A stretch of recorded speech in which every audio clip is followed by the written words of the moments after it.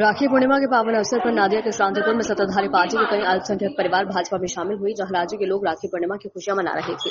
नादिया में शांतिपुर मंडल क्रमांक 1 के नेतृत्व में भाजपा द्वारा रक्तदान शिविर का आयोजन किया गया।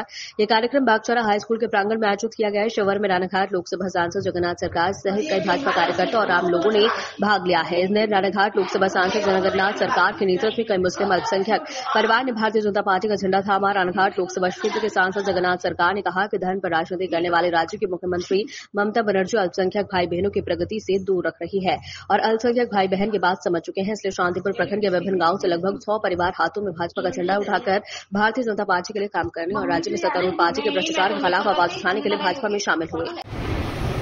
आज बागासराय तार आसपासे ग्राम থেকে কয়েকশো মুসলিম পরিবার রক্ষাবন্ধনের দিনে তারা रक्तदान शिविर के उपलक्षे एसे मंचे तारा भारतीय जनता पार्टी पताका निलेन एवं ममता बनर्जी साम्प्रदायिक राजनीति तादेर जे आगामी दिन आरो पिछिए दिच्छे এই অনুভব তাদের মধ্যে হওয়াতে কয়েক গ্রাম থেকে সংখ্যালঘু দলের লোকেরা ভারতীয় জনতা পার্টি পতাকা নিয়ে আজকে তারা বিজেপিতে জয়েন করলেন।